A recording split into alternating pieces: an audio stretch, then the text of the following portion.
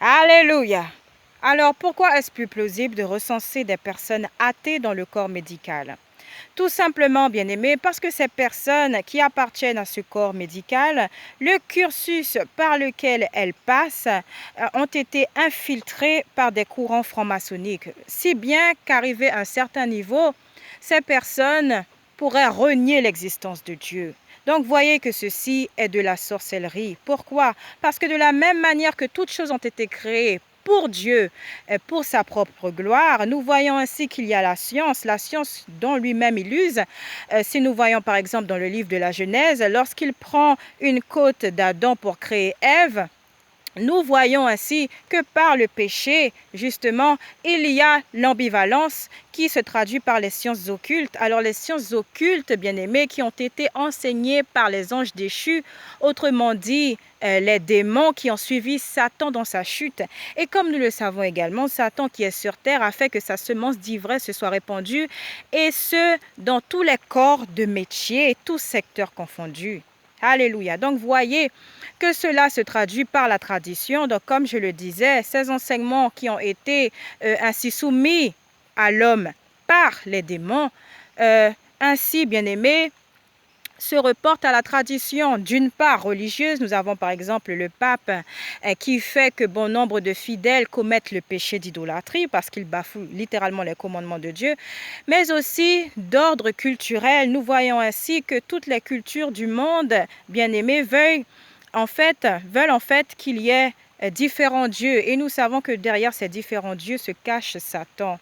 Donc voyez Satan qui se transforme encore et toujours en ange de lumière. C'est celui-même qui jette la confusion, c'est celui-même qui jette l'esprit d'incrédulité, c'est celui-même qui jette l'esprit d'impudicité sur toutes les nations de ce monde.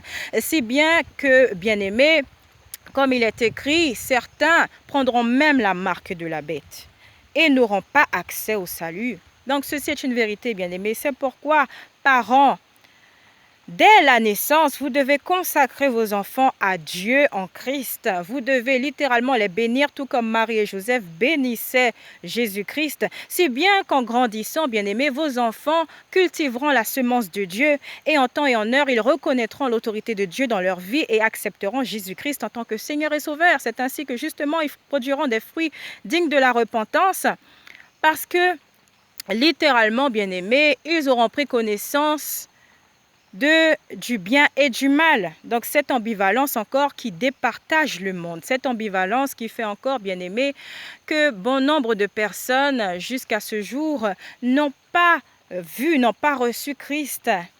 Alors le Seigneur qui est fidèle, qui continue justement de visiter les cœurs, qui continue justement de transformer les vies, bien aimés, continuons de le prier en ce sens, afin que sa lumière soit et demeure, et comme lui-même il l'a promis en les derniers temps, son Esprit Saint se répandra sur toute chair. Alléluia. Donc, bien-aimés, par cette foi dont nous sommes armés, cette foi dont l'extension se traduit par les œuvres, si nous nous attelons nous-mêmes à prêcher la parole selon la grâce, la richesse de la grâce de Dieu, selon les outils de communication dont il nous fait disposer, nous sommes et demeurons toujours dans son amour, et nous faisons toujours justement sa volonté.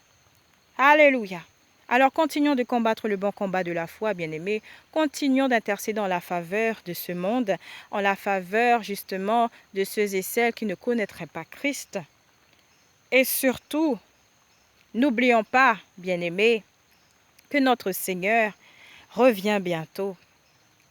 N'oublions pas, bien-aimés,